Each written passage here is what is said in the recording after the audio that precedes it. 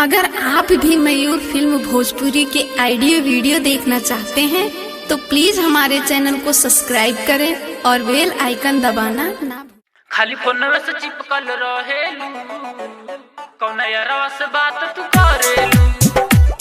खाली फोनवे से चिपकल रहेलू कौन यारवा से बात तू करेलू। मयूर रिकॉर्डिंग स्टूडियो मेहपुरवा।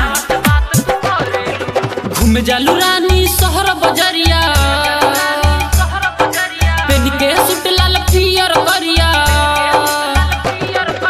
घूम जालू रानी शहर बजरिया पेन के सूट लाल पियर करिया।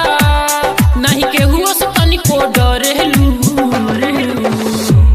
खाली फोनवे से चिपकल रहेलू कौन यारवा से बात तू करेलू। खाली फोनवे से चिपकल रहेलू कौन यारवा से बात तू करेलू। खाली फोनवे से चिपकल रहेलू कौन यारवा से बात तू करेलू। खाली फोनवे से चिपकल रहेलू कौन यारवा से बात तू करेलू। मेकअप ब्यूटी सजा के जालू घर से तेरे से घूम के आवेलू बाहर से। ए रानी सुना ना मेकअप ब्यूटी सजा के जालू घर से तेरे से घूम के आवेलू बाहर से। फलाना के बाइक पे जालू बैठ के बोले नी हम जब बोलेलू बैठ के लगे मुहवा से आगी उगलेलू। खाली फोनवे से चिपकल रहेलू कौन यारवा से बात तू करेलू। खाली फोनवे से चिपकल रहेलू कौन यारवा से बात तू करेलू।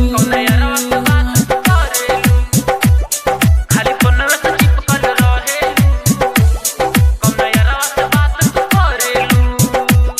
खाली फोनवे से चिपकल रहेलू कौन यारवा से बात तू करेलू। प्रदीप से कैलू पहले नैना चार हो कहलू अनिल बाटे अब हमर प्यार हो। ए गोरी सुना ना दयाराम से कैलू पहले नैना चार हो कहलू राकेश बाटे अब हमर प्यार हो। एक जानी से तोहर मन न भरेला देख के चाल दिल के मंडोलेला संतोष के साथवा चलेलू। खाली फोनवे से चिपकल रहेलू कौन यारवा से बात तू करेलू। खाली फोनवे से चिपकल रहेलू कौन यारवा से बात तू करेलू। घूम जालू रानी शहर बजरिया पेन के सूट लाल पियर करिया। घूम जालू रानी शहर बजरिया पेन के सूट लाल पियर करिया। नहीं केहू से तनिको डरेलू